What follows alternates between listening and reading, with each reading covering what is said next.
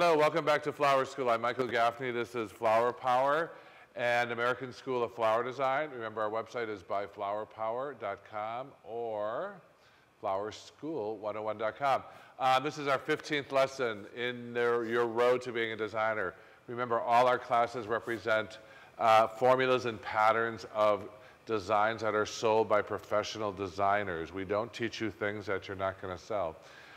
So today we're doing a contemporary twist.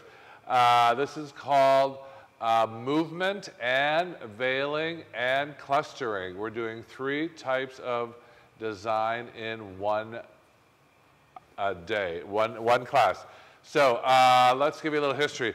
It can work in the regular urn vase, or it can work in one of these more contemporary shapes. Sometimes I use those long ones, sometimes the ones that are curved like this, square like a picture frame. When you work in, my students tell me when they work in downtown LA, all they do is cluster and zone, which means clump your flowers together. We're also going to do movement, which means the flowers are going in one direction. We're also going to do veiling, which means it's like a veil over your face. You're going to do some veiling.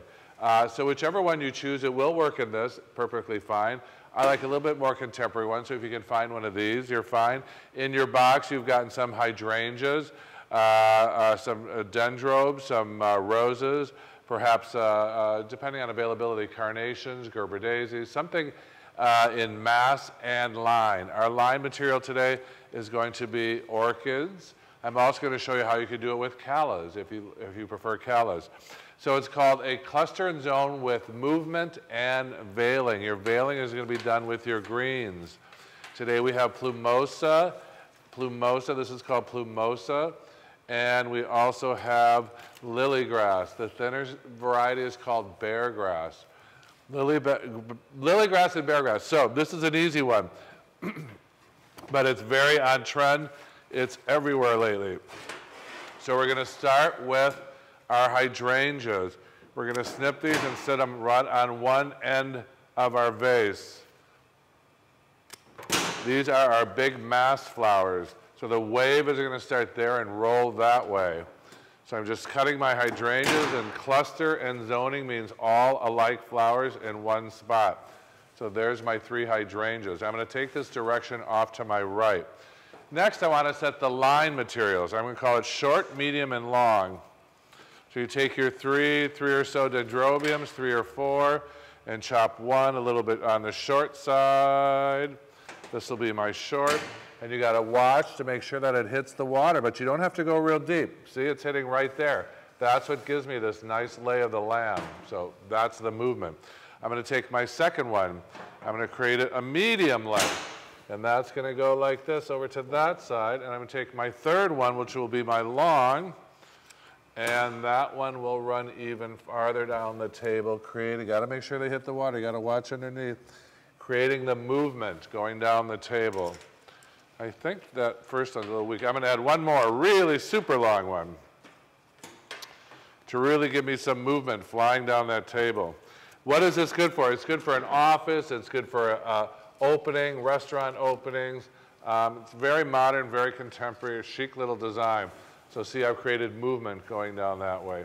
Next, I'm going to take my other flowers, and I've got some mini green hydrangeas. I'm going to cluster and zone in one area my other flowers. So I'll take my mini green hydrangeas, and maybe on this side, I'm going to drop these in a nice little cluster,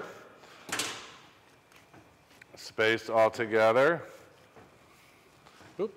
So now I've done my mini green hydrangeas. I have 2 of them, and I've clustered them over here. Pretty, right? Next, I've got, what else came today? I've got roses. Clean these roses off. I'm going to do a cluster of white roses right there at the base of the wave rolling over. So it's called movement. We've got movement going down our table. So there's my white roses. Again, all flowers must land in the same area. Cluster and zone. Cluster and then zone. Zone means in a like area. So I'm just wiggling these in there, getting it nice and tight. So now I've done my roses going down the table. What else I've got? I've got some carnations. Find a spot for your carnations. I think I'll put them back over here. by my mini green. So I'm doing an all-around design. Remember, there are two types of arrangements in this world. One-sided, to be viewed from one side, and all around, which is to be viewed from all around. This would be more of an all-around design. But that's basically the only types of arrangements we make in Flowerland. One-sided and all around. So we've got our mass flowers. Now you can adjust them because you created a little grid under the water. See how nicely they hold each other? Any leaves that are hanging, I'm going to rip off.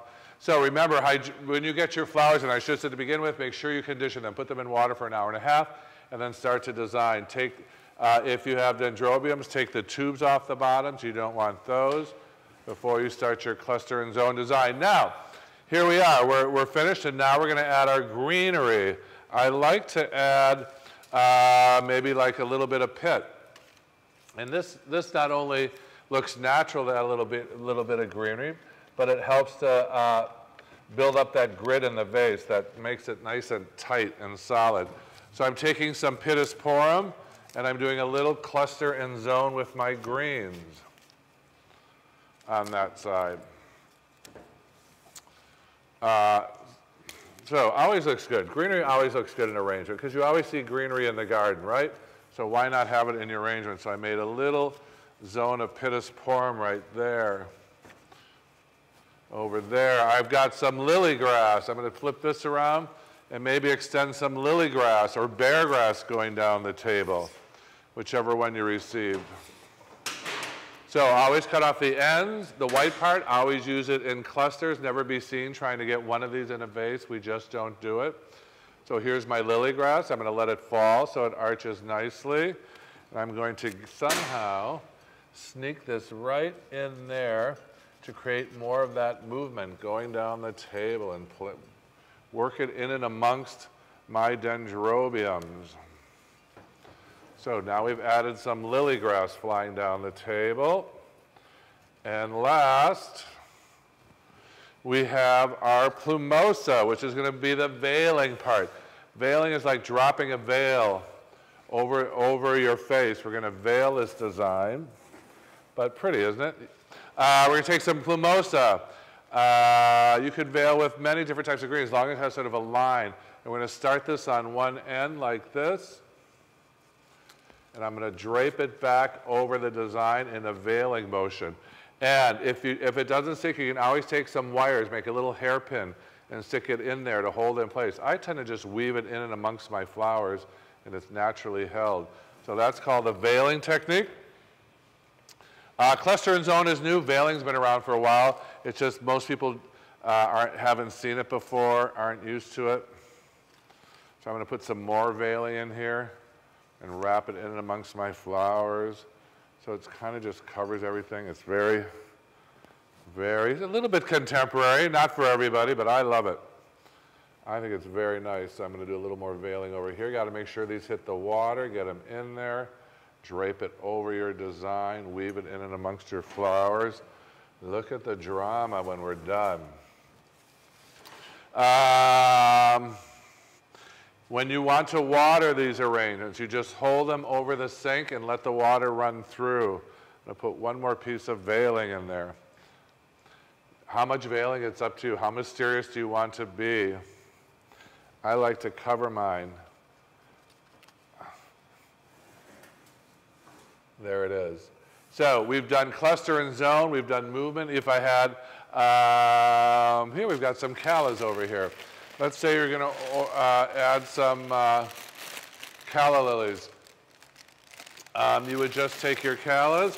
Same principle. These are a line or a mass flower. That is the question to you right now. Line or mass? They are a line, correct.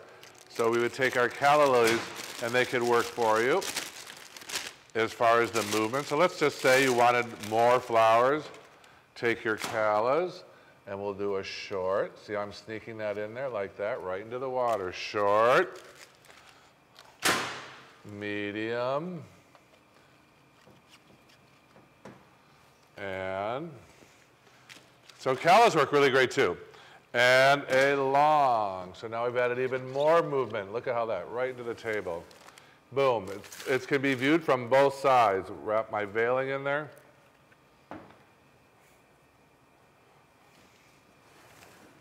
It's a double-sided arrangement to be viewed from both sides. Again, what would I use this for? On an entryway into a restaurant, sending it to a desk. Congratulations, I had a wonderful weekend. It's for a contemporary art gallery. You could do this in tall glass vases. Do a big, massive movement of flowers. So that's today's lesson. It's number 15. It's called Cluster, Zoning, and Veiling. It's one of the easy ones.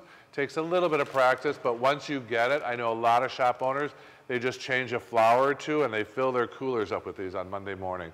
Very fast, very easy. Once you get this pattern down, my next one would take half as long, the one after that, even less.